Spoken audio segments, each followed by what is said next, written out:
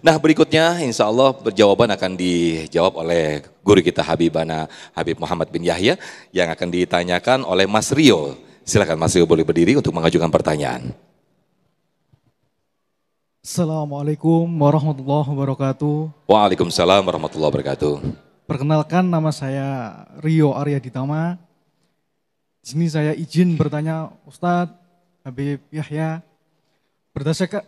Berdasarkan tema akhlak mulia adalah modal dasar kemajuan bangsa. Kenapa penjajahan yang dialami oleh negara-negara yang miskin justru dilakukan oleh mereka yang tergolong negara-negara maju? Bukankah tepat dikatakan akhlak mereka bukan termasuk akhlak yang mulia? Baik, itu aja pertanyaannya. Silakan Habib Yahya bisa menjawab. Pertanyaannya Masya Allah. Ya, saya lihat saking panjangnya kayak judul skripsi. Ya. Mas Rio, sudah nikah belum Mas Rio? Belum. Mudah-mudahan jodohnya solehah.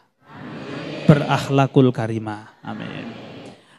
Tadi yang ditanyakan adalah mengenai kenapa kok penjajahan itu terjadi, bahkan mungkin terhadap negara-negara yang dianggap itu adalah negara-negara yang maju. Lah bagaimana?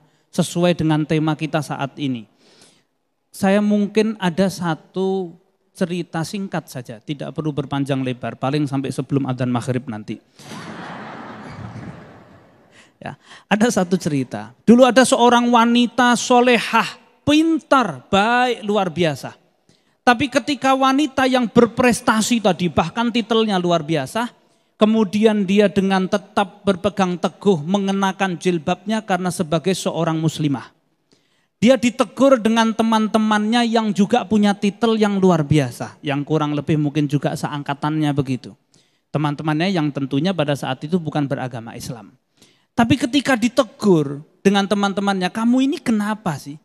Bagi kami ini pakaianmu atau yang disebut dengan jilbab itu adalah merupakan pakaian yang bahasa Jermannya Katrox.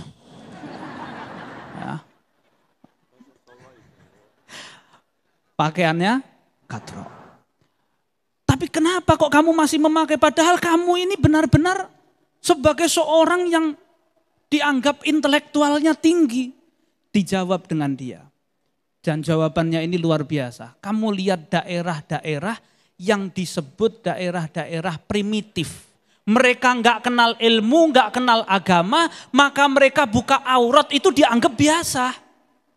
Tapi ketika mereka tahu rasa malu, mereka semakin pintar, mereka semakin tahu harga dirinya, maka mereka pakai jilbabnya dan mereka tutup auratnya dengan baik. Berarti kemajuan suatu bangsa itu atau semakin hebatnya disebut semakin pintarnya seseorang, mereka akan semakin pasrah terhadap apa yang sudah ditentukan sama Allah Subhanahu wa taala dan itu merupakan akhlakul karimah. Tapi kita sebagai seorang muslim yang baik, jangan kemudian kita menyalahkan saudara kita yang di luar agama Islam, yang dimana kita itu menganggap mereka walaupun tidak seiman tapi mereka tetap saudara kita sebangsa dan setanah air. Itu wajib. Karena di hari wafat Nabi Muhammad masih menggadaikan baju besinya kepada seorang Yahudi. Itu di hari wafatnya Nabi Muhammad. Artinya toleransi terjalin dengan baik. Kalau kita lihat coba orang-orang di zaman sekarang kadang-kadang profil di medsosnya itu pakai pakaian yang bagus, kelihatan seperti orang yang pintar, tapi mereka mengejek. Bahkan komentar-komentar mereka pedas sekali.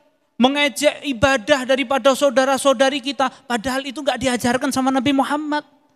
Nabi Muhammad itu akhlaknya luar biasa. Bahkan diludahi Nabi Muhammad, rutin yang meludahi Nabi Muhammad. Tapi ketika satu hari tidak meludahi Nabi Muhammad datang ke rumahnya tanya, kok tumben gak ada yang meludahi saya?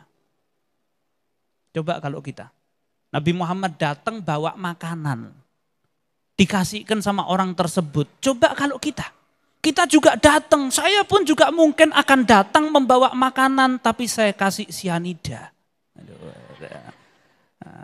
Ini ya, naudzubillah min dalik. Jadi bagaimana tetap kita tunjukkan sebagai bangsa yang beradab itu seperti apa? Akhlak Nabi Muhammad itu begitu sempurna ketika kita ambil satu contoh saja dari perjanjian Hudaybiyah yang kemudian berlanjut sampai Fathu Mekkah.